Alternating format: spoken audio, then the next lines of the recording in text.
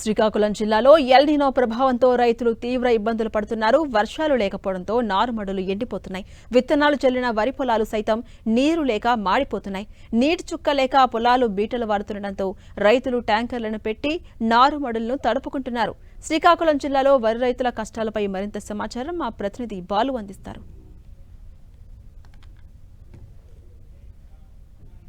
El Niño ప్రభావంతో తీవ్ర ఇబ్బందులు పడుతున్నారు రైతులు. జిల్లా వ్యాప్తంగా అనేక ప్రాంతాల్లో కూడా కనీసం వర్షపాతం లేకపోవడంతో పూర్తిగా నారుమళ్లు సైతం ఎండిపోతున్నాయి. ఎదల పరిస్థితి దారుణంగా ఉంది. ప్రస్తుతం మనం చూస్తున్నాం, నారుమళ్ళకి పూర్తిగా వర్షాలు లేకపోవడంతో ఎండిపోతున్న నేపథ్యంలో నీరుని పెట్టి నీరుకైతే నారుకైతే పెడుతున్న పరిస్థితి అయితే మనకి కనిపిస్తూ ఉంది. దీంతో అటు రైతులు కూడా తీవ్ర ఇబ్బందులు పరిస్థితులు అయితే పెట్టుకుంటున్న పరిస్థితి కనిపిస్తుంది. సార్ చెప్తారు, ఎలా ఉంది ఎల్నినో ప్రభావం జిల్లాపై? ఈరోజు శ్రీకాకుళం జిల్లాలో సుమారు 2.5 లక్షల హెక్టార్లు సాగు అవుతుంది వరి, మొక్కజొన్న, ప్రతి పంటలు. పరిస్థితి చూస్తే చాలా దారుణంగా ఉంది. ఈరోజు ఆకుపట్టలకి నీళ్ళు లేక ఎండిపోయి చచ్చిపోతున్నాయి. దాన్ని రక్షించుకోవడానికి ఒక్కొక్క ట్యాంక్కి 500 రూపాయలు చొప్పున ఇచ్చి కనీసం ఒక ఎకరా ఆకుమడికి సంబంధించి చూసుకుంటే 3 ట్యాంకులు నీళ్ళు పైవలసి వస్తుంది. ఈ రకంగా రైతు చాలా ఇబ్బందులు పడుతున్నాడు. అంత ఇబ్బంది ఎప్పుడూ రాలేదు. 1987-88 కాలంలో అప్పుడు రాజీవ్ గాంధీ ప్రధానమంత్రిగా ఉండేటప్పుడు, ముఖ్యమంత్రిగా చంద్రబాబు కీర్తిశేషులు మన ఎన్టీ రామారావు గారు ఉండేటప్పుడు రాష్ట్ర వ్యాప్తంగా వాళ్ళు సర్వే చేశారు, వచ్చి నష్టాలు చూశారు. అలాంటి స్థితి ఇప్పుడు కనబడుతుంది. ప్రధానంగా ప్రభుత్వాలు నిర్లక్ష్యమే తప్ప ఇంకోటి కాదు.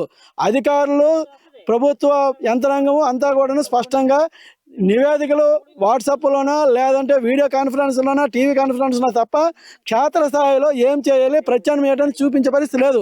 ప్రత్యామ్నాయం చూపించితే ఈ రోజుకి ఈ విధంగా రైతు కష్టాలు ఉండేవి కాదు.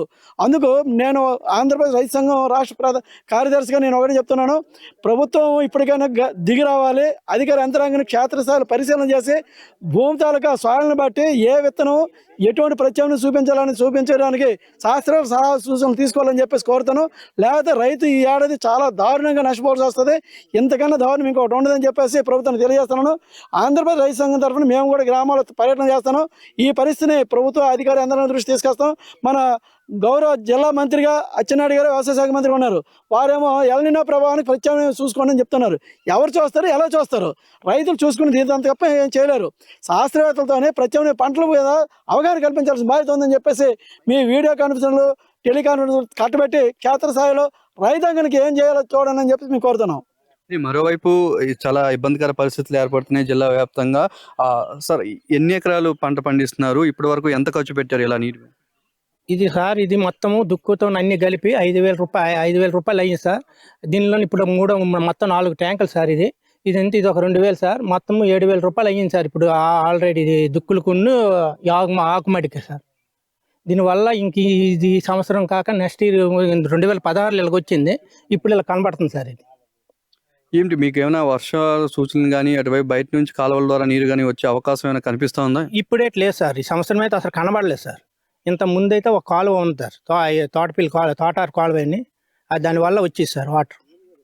ఈ జిల్లా వ్యాప్తంగా కూడా అనేక ప్రాంతాల్లో, ముఖ్యంగా మెట్ట ప్రాంతాల్లో అయితే తీవ్ర ఇబ్బందికర పరిస్థితులు అయితే కనిపిస్తున్నాయి. మరోవైపు కాలువల్లో కూడా ప్రాజెక్టుల్లో కొంత నీరు ఉండడంతో ఆ ప్రాంతాల్లో కూడా పూర్తి స్థాయిలో కాలువల నుండి కూడా నీరు రాకపోవడంతో అయితే రైతులు తీవ్ర ఇబ్బందులు పడుతున్నారు. మొత్తం చూస్తున్నాం, అటువైపు కంచూపు మేరలో ఎక్కడ చూసినా సరే ఏవైతే నారుమళ్ళు ఉన్నాయో నారుమళ్ళు అన్నింటికి కూడా ఇలా వాటర్ ట్యాంకర్ల ద్వారానే నీరు పట్టుకున్న పరిస్థితి కనిపిస్తుంది. వాటర్ ట్యాంకర్లకు ఒక్కొక్క చిన్న నారుమడికి కూడా సుమారు 4-5 ట్యాంకర్ నీరు అయితే ఇవ్వాల్సి వస్తుంది. సుమారు ఒక్కొక్క ట్యాంకర్కి 500 రూపాయల వరకు ఖర్చు చేయాల్సి వస్తుంది అని చెప్తున్నారు. ప్రభుత్వం తమని ఆదుకోవాలి. ఎల్నినో ప్రభావంతో అయితే తీవ్ర ఇబ్బందుల పరిస్థితి ఏర్పడుతుంది. ఒకవైపు యూరియా సంబంధించి కానీ అటు విత్తనాలు కానీ బోల్డంతా ఖర్చు పెట్టాం. దాంతోపాటు ఈ ఏవైతే వాటర్ సంబంధించిన ట్యాంకులకు కూడా బోల్డంతా ఖర్చు పెట్టాల్సి వస్తుంది. కాబట్టి ప్రభుత్వం తరపు నుంచి సహాయం చేయాలని చెప్పేసి అయితే రైతులు కోరుతున్న పరిస్థితి శ్రీకాకుళం జిల్లాలో కనిపిస్తుంది.